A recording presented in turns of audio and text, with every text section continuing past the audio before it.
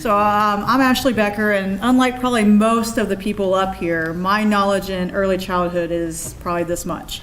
I was kind of thrown into this and quite honestly did not know what I was getting into about 2 years ago, but to tell you the truth, after being involved with it, it's now been something that I'm passionate about and talk to a lot of people about on what are the issues are around the state. So I will leave you with one thing at the very end of this, and hopefully you guys will run with it from there. So.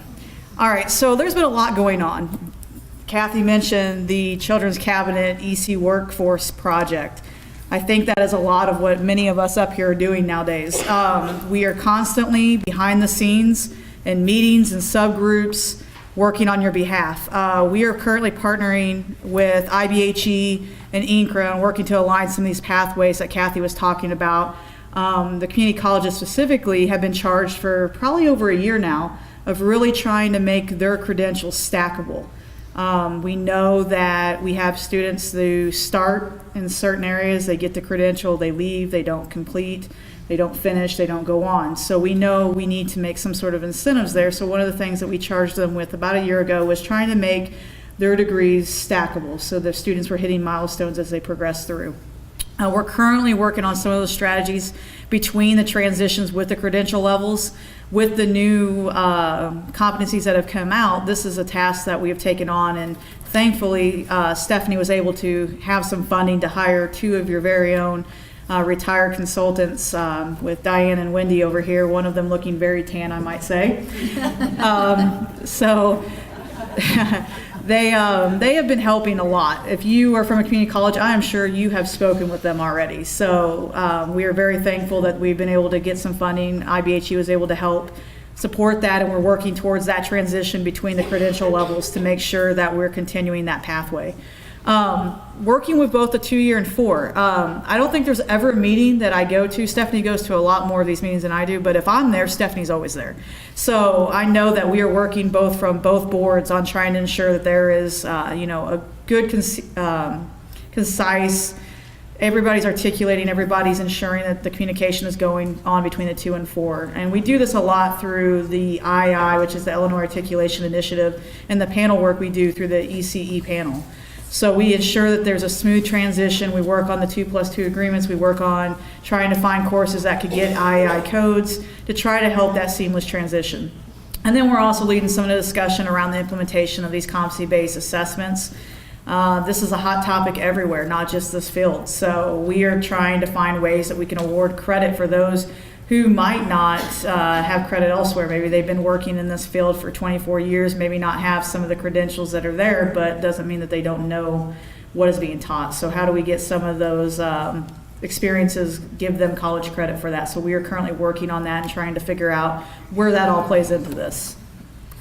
So with INCRA, you see this in partnership a lot. INCRA, IBHE, ICCB are always working together, it seems, with all this stuff. So we're working, like I said, with that transition. One of the things we looked at about a year ago was the mathematics requirement. We kept hearing over and over again, that's the barrier, that's the barrier. So we were able to work with them and actually get this changed to where it just has to be a credit-bearing mathematics course. So that was able to smooth some of that transition from gateways with the ECE level 2 and 3. So we did that, and then through the Race to the Top, which I will let Stephanie handle all that fun stuff because that is her baby, not mine. I have no idea about half of it.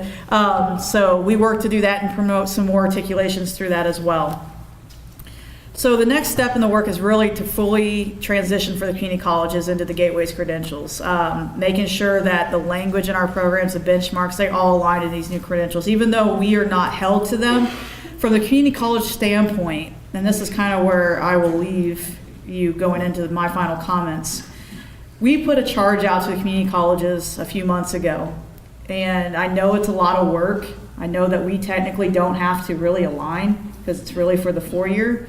But our charge was that if we don't align, if we don't build some of these competencies into our programs, you become obsolete because our 4-year partners can no longer check those boxes. So our charge to our community colleges were, let's not make that happen to our program. Let's get out there, be innovative. Let's do what we need to do to make ourselves relevant in today's new benchmarks, today's new education requirements, and make sure that your programs stay there as an option for a lot of people instead of going to a different school because you don't align. So that has been really our drive right now from the board standpoint. We want our community colleges to be aligned. We want to build those articulation agreements. We want to ensure that you have your courses in the II. We want to make sure that when students want to go on, that they have the option to go to the 2-year or 4-year, whatever they're choosing, and be able to have that smooth transition without worry at all. So that's what we're trying to do, and we have 2 great consultants to help get you there, because if you call me, all I do is push from behind on things that get hung up with administrators, deans, whatever it might be. But these 2 over here know it inside and out, and they have been working day in, day out. Every time I turn around, I'm getting emails from one of them because they're constantly in the field working, and I owe them a lot of gratitude because I myself would not be able to help you guys push this work because I have no clue. So I leave that to you guys to do that. So what I would basically leave you with, and I told this to the IAI panel, last week or the week before, they're all kind of running together now, I think. We all know, right? We have no budget. We know that, right? But we've done a really, really awesome job in the state of coming together and making things work. Programs, one of the things that came up in that meeting was what happens with our programs? How do we make ourselves relevant? Now is the time more than ever to make yourself relevant. This task force up here, the people talking are on the governor's task force. ECE is front and center. Spotlight is on. You have the opportunity now to take more risks than you've probably ever been able to think outside of the box, maybe to get rid of the box completely, and to really think about how you can drive and improve your programs, whether it be modality changes, being creative with hybrid methods that's going to outreach to more students. Maybe you have in your area students saying that, hey, I want to return to school, but I can't go during the day. I need better options, and I can't go at night because I'll never see my own kids.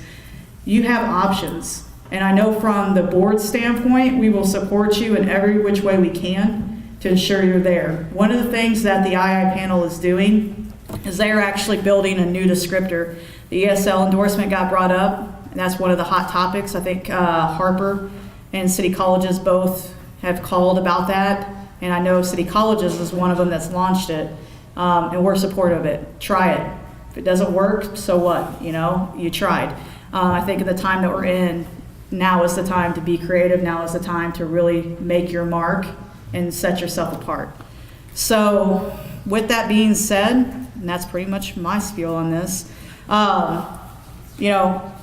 really just do what you need to do. I'm not going to be telling you anything else that's going on because they're all going to handle that from the technical aspect. I'm here as the motivational inspiration person saying, now's the time. Now's the time more than ever, and to go off of what Joni and Stephanie has said, in 2030, you'll look back and say, in 2017, I took that risk, and now my program's booming, and now we're doing this, and now my students are coming out better prepared than ever with jobs that they love, and we are the experts. So thank you for what you do, and continue to do that. And if you are from a community college and you're having issues or you have questions, call me. I will return your call. I will make sure you get what you need. Thank you.